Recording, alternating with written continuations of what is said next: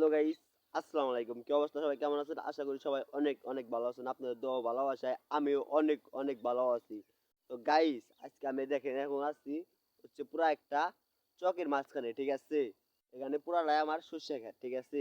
আর এই সর্ষে ক্ষেতের সাইডে আপনাদের যে গ্রামের বড়ই গাছ, ঠিক আছে? দেখেন আমি আপনাদের বড়ই গাছ দেখাবো এখন, দেখতে থাকেন।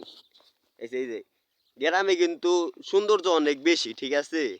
এই যে দেখছেন, এই যে এখানে কিন্তু বড়ই গাছ আছে, এই দেখেন, এই যে সবাই কিন্তু এই বড়ই আইছে, ঠিক আছে? এটা আপনার প্রায় আরো 1 মাস বা 20 দিন 25 দিন দেরি হবে পাকতে। এই যে দেখেন, এটা কিন্তু বড়ই গাছ, ঠিক আছে? এই যে এখানে পুরা সর্ষে ক্ষেত, মানে ওই যে ওইখান থেকে বাড়ি ঘর আছে, ওইখান থেকে বাড়ি ঘর আছে, এখানে বাড়ি ঘর ছিল, মানুষ ভাঙ্গে নিয়ে গেছে, কারণ এখানে যমুনা নদী আয়া পড়ছে। আর এখানে এই যে বড়ই, ঠিক আছে? আমি আপনাদের বড়ই খাবো, ঠিক আছে?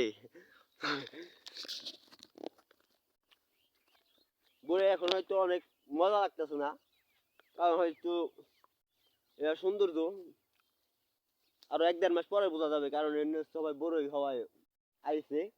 1-1.5 মাস পরে পাকলে সৌন্দর্যটা বেশি বোঝা যাবে, ঠিক আছে? এটা হচ্ছে গ্রামের আমাদের সৌন্দর্য, ঠিক আছে? আমরা গ্রামের মানুষ, এটাকে সৌন্দর্য বলি। আমের সিজন হইলে আম খাওয়া হয়, বড়ির সিজন হইলে বড়ি খাওয়া হয়, ঠিক আছে?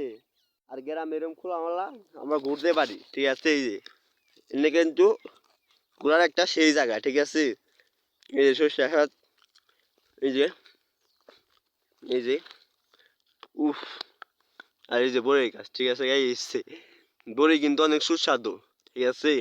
গ্রামে আপনার যেমন চাই এটাই করতে পারবেন, আর এই গাছ থেকে আমি বড়ই খাই যাচ্ছি, আমাকে কেউ কিছু বলবে না, ঠিক আছে? কারণ এখানে বলার মতো কেউ নাই। গ্রামের সৌন্দর্য দেখতে চাইলে আপনার শীতের দিনে গ্রামে আইতে হবে, গ্রামের সৌন্দর্য দেখতে চাইলে, ঠিক আছে? গ্রামে, কারণ শীতের দিনে গ্রামের সৌন্দর্য অনেক বেশি হয়, ঠিক আছে? তাই গ্রামে চলে আসলেন শীতকালে।